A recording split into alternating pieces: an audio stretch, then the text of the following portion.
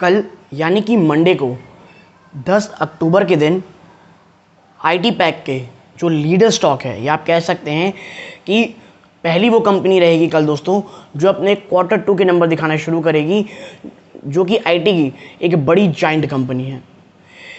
ये आप कह सकते हैं सिर्फ इसी का ये जो रिज़ल्ट आने वाला है, ये आने वाले अन्य आईटी स्टॉक के रिज़ल्ट को भी काफ़ी हद तक उनके पिक्चर भी क्लियर कर सकती है। इसलिए एनालिस्ट और ब्रोकरेज हाउसेस, इवन इन्वेस्टर, चाहे वो रिटेल हो या कोई भी हो, इस एक आईटी के नंबर्स पे पैनी नज़र गड़ा के रखे हुए हैं दोस्तों। और इस वीडियो के ऊपर मैं आपके सामने जो चीज़ें बात करने वाला हूँ वो है कि क्या इस बार का जो रिज़ल्ट आने वाला है उसकी क्या पॉजिटिविटी रहेगी, क्या अनुमान लगाया जा रहा है, जो बड़े एनालिस्ट है वो क्या कह रहे हैं। मनी कंट्रोल ने एक 5 ब्रोकरेज हाउसेस की एक आप कह सकते हैं एक सर्वे किया है, तो उनमें उनका क्या कहना है। और जो सबसे बड़ी इंपॉर्टेंट चीज़ है, इतना ही नहीं कि कौन सी वो चीज़ है जो आने वाले समय में बहुत ज़्यादा या तो पॉजिटिव साबित होगी आईटी कंपनीज़ के लिए, या पूरी की पूरी नेगेटिव दिख सकती है। और आपको मैं एक चीज़ बता दूं कि सीजनल अगर हिसाब से देखेंगे तो अक्सर ये आईटी कंपनीज़ के लिए बहुत स्ट्रॉन्ग सीजन रहता है। तो ये नंबर जो रहेंगे ये काफ़ी हद तक दशा और दिशा तय करेंगे आने वाले समय अन्य आईटी कंपनीज़ का, चाहे वो मिड कैप हो या अन्य लार्ज कैप स्टॉक्स हो। नमस्कार दोस्तों, मेरा नाम है अमिताभ मिश्रा और आज बात करने वाला हूं मैं टीसीएस के Q2 के नतीजों की। आप समझिए कल Q2 के नंबर्स आने वाले हैं। जो अनुमान लगाया जा रहा है वो अगर आप देखेंगे तो काफ़ी पॉजिटिव लगाया जा रहा है। कहा यह जा रहा है कि ये जो स्टॉक के नंबर्स हैं ये काफ़ी अच्छे हो सकते हैं। और जो सबसे बड़ी फिक्र है सिर्फ एनालिस्टों को नहीं, तमाम लोगों को, वो मार्जिन की, वो भी बढ़ने की बातें की जा रही है। जी हाँ दोस्तों, एनालिस्टों का मानना है कि शायद मार्जिन भी बढ़ें। तो उससे पहले एक एक चीज़ के ऊपर बातें करेंगे और क्या सबसे बड़ा कंसर्न है सिर्फ तमाम आईटी कंपनीज़ के लिए, और यदि वो कंसर्न सही साबित होते हैं कल टीसीएस के लिए, तो अन्य जो कंपनीज़ हैं आपको बहुत बड़े दबाव और बहुत बड़ी गिरावट की ओर दिखाएंगे दोस्तों। सबसे पहले बात करता हूं कि आखिर एस्टिमेट क्या कह रहा है। तो देखिए, सबसे पहले बात करता हूं कि जो कंसोलिडेटेड पैट है, यानी कि प्रॉफिट आफ्टर टैक्स की बात करें, तो उसमें कंपनीज का मानना है कि उसमें 5.4% का जंप ईयर ऑन ईयर आपको देखने को मिलेगा। और यकीन मानिए ये आपको बहुत कम लग रहा होगा 5.4%, बट इसकी उम्मीद तक नहीं थी मुझे। और यदि अगर ऐसा होता है तो ये काफ़ी पॉजिटिव चीज़ होगी। और जो प्रॉफिट आफ्टर टैक्स की बात कही जा रही है वो 10,151 करोड़ की कही जा रही है, यानी 10,000 करोड़ का जो मार्क है उसके ऊपर हम जाने वाले हैं पैट आफ्टर टैक्स में। ऐसा मानना है 5 ब्रोकरेज कंपनी की जो सर्वे की गई है मनी कंट्रोल द्वारा। और यदि ये 10,000 करोड़ से ऊपर जाते हैं तो आप देखेंगे स्टॉक में एक बड़ी रैली देखने को मिलेगी। ये मुझे ऐसा क्यों लगता है रैली, देखिए ऑलरेडी स्टॉक ने बहुत सारी नेगेटिविटी ऑलरेडी प्राइस इन कर चुके हैं अपने स्टॉक में, ठीक है। जो भी नेगेटिव, चाहे आप कह लीजिए एट्रिशन रेट को लेकर के हो, मार्जिन को लेकर के हो, ये तमाम नेगेटिविटी स्टॉक प्राइस में ऑलरेडी प्राइस इन हो चुकी है। और यही कारण है कि ऊपरी स्तरों से टीसीएस जैसी जाइंट लीडर कंपनी 22% टूट चुकी है दोस्तों। इसीलिए जब तक कोई बहुत ही ज़्यादा बद से बदतर रिजल्ट नहीं आता, मुझे नहीं लगता कि कोई बड़ी गिरावट होगी स्टॉक में। क्योंकि देखिए स्टॉक आप कह सकते हैं कि अनिश्चितता उसे पसंद नहीं है। एक तरह से नेगेटिव ऑलरेडी रिजल्ट आएंगे ये मान चुका है, और यही कारण है कि स्टॉक में गिरावट हो चुकी है। जब तक कोई बहुत बुरे रिजल्ट नहीं आते मुझे नहीं लगता कोई बड़ी गिरावट होगी। मैं ये नहीं कहता कि स्टॉक रॉकेट शायद बन जाए, रॉकेट नहीं बनेगा, लेकिन कोई ना गिरावट दिखाएगा ना कोई बहुत बड़ी शायद तेज़ी दिखाए। और मैं तेज़ी की तरफ ज़्यादा हूँ कि भाई तेज़ी शायद ज़्यादा तेज हो, क्योंकि ऑलरेडी तमाम नेगेटिविटी प्राइस इन हो चुकी है। अब बात करते हैं नेक्स्ट चीज़ दोस्तों, वो है कंसोलिडेटेड रेवेन्यू की। तो कंसोलिडेटेड रेवेन्यू की बात करें तो एनालिस्टों का मानना है कि वो 17.2% की जंप दिखाएगा, और वो रहने कितने वाला है 54,949 करोड़ की, ठीक है, जो कि पिछले साल इसी समय था 46,867 करोड़, यानी कि 17% से ज़्यादा का जंप। और आप देखिए ये दोनों ही चीज़ें मुझे पॉजिटिव लगती हैं। और अगर ये रिज़ल्ट आता है दोस्तों जो एनालिस्ट कह रहे हैं, मुझे लगता है कि स्टॉक थोड़ी तेज़ी की तरफ ज़्यादा रहेगा, ना कि नेगेटिव की तरफ। लेकिन मैं हमेशा एक चीज़ आपके साथ कहता हूँ कि भाव भगवान होता है, बाज़ार किस तरफ स्टॉक को मोड़ दे ये कोई भी नहीं कह सकता दोस्तों। जहां पर ट्रेडिंग के लिए पोजीशंस बनी होगी स्टॉक उसी तरफ जाएगा।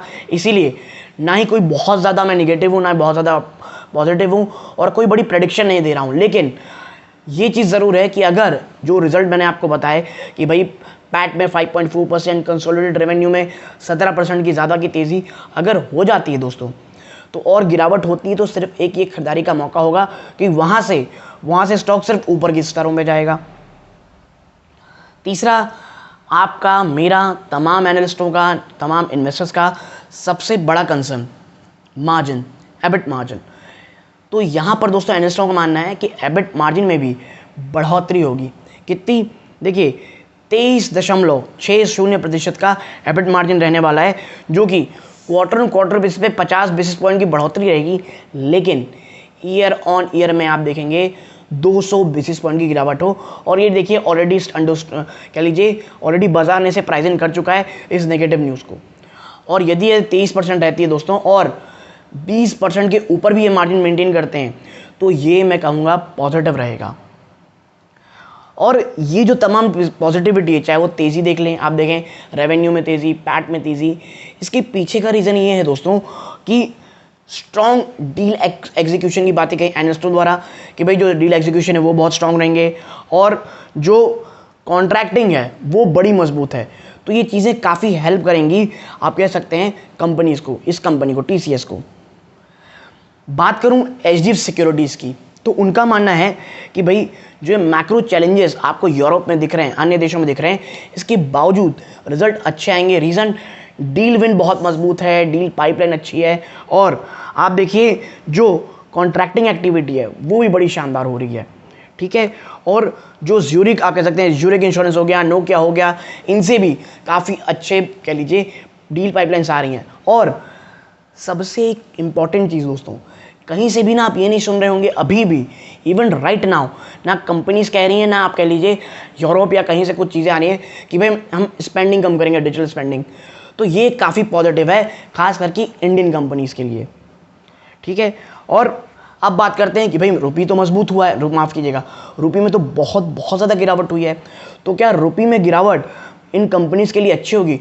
तो जी हाँ दोस्तों, अगर मैं आपके साथ चर्चा करूं तो इनका मानना है कि जो रुपी में आपके जो रेवेन्यू है उसमें जो बढ़ोतरी देखने को मिलेगी वो लगभग 4.1% की होगी ईयर अब क्वार्टर ऑन क्वार्टर, यानी क्वार्टर ऑन क्वार्टर बेसिस पे 4.1% की बढ़ोतरी आपको देखने को मिलेगी। चीज़ रीज़न क्या रहेगा? रुपी का डेप्रिसिएशन जो कि रिकॉर्ड लेवल में हुआ है, रुपी अपने निचले स्तरों पे चल रहा है। ऐसे में आप कह सकते हैं जो रेवेन्यू है उसमें 4.1% की क्वार्टर ऑन क्वार्टर बेसिस में बढ़ोतरी देखने को मिलेगी, ठीक है। और कांस्टेंट करेंसी रेवेन्यू, अगर मैं कांस्टेंट करेंसी टर्म में बात करूं तो अगर आप बात देखिए कांस्टेंट करेंसी टर्म में अगर हम चर्चा करें तो ये जो ब्लू चिप कंपनी है ये 3.5% से ज़्यादा की ग्रोथ दर्ज करेगी, ऐसा मानना है कांस्टेंट करेंसी टर्म में, और ये काफ़ी पॉजिटिव होता है दोस्तों। तो जो करेंसी में लगातार डेप्रिसिएशन है इसका बहुत ज़्यादा फ़ायदा आपको देखने को मिल रहा है, ठीक है। और इसके साथ साथ जो एक बहुत ज़्यादा पॉजिटिव चीज़ देखने को मिलेगी या इस चीज़ को और मजबूत करेगी वो है लगातार डिमांड में मजबूती। डिमांड में कमी नहीं आ रही दोस्तों, और ये चीज़ बहुत ज़्यादा मैं खुद आश्चर्यचकित हूँ। और जो एनालिस्ट की रिपोर्ट में पढ़ रहा हूँ उसमें मुझे लग रहा है कहीं से भी एनालिस्ट कोई भी कमज़ोरी की बातें नहीं कर रहे हैं। और जब इतनी चीज़ें हैं और स्टॉक ऑलरेडी इतना गिर चुका है तो ये सिर्फ और सिर्फ खरीदारी का मौका हो सकता है। डिस्क्लोजर के रूप में बता दूँ मैं आपको कि मेरी या मेरी फैमिली मेम्बर की TCS में खरीदारी हो सकती है दोस्तों, और ये खरीदारी एक लॉन्ग टर्म की होगी दोस्तों, ठीक है। और देखिए अभी मैं बात करूं जो सबसे बड़ा जो पॉजिटिव ट्रिगर है वो डिमांड है BFSI से।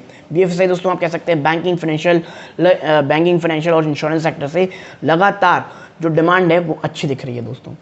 हाँ, बैंकिंग से जो सबसे बड़ा कंसर्न है लोगों का और मेरा पर्सनली भी, वो लगातार इंटरेस्ट रेट जब बढ़ रही है तो क्या कंपनीज लगातार जो डिजिटल स्पेंडिंग है वो बढ़ाएंगी बैंकिंग और फाइनेंशियल इंस्टीट्यूशन, ये देखने लायक रहेगा दोस्तों, ठीक है।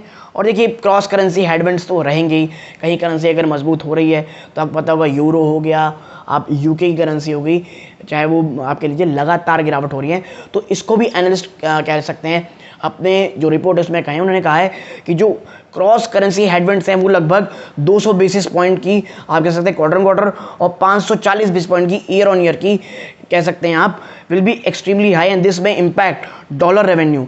और देखिए ये जो गिरावट रहेगी ना वो डॉलर की जो रेवेन्यू है उसको इम्पैक्ट कर सकते हैं, तो जो क्रॉस करेंसी है वो भी थोड़ी परेशानी दे सकती है।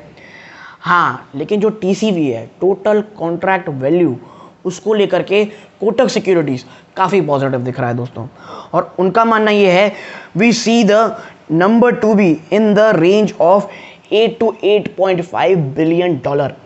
और जो टोटल कॉन्ट्रैक्ट वैल्यू है कोटक सिक्योरिटी का मानना है ये 8 से 8.5 बिलियन डॉलर की रहेगी, जो कि मुझे लगता है एक अच्छा रेवेन्यू है।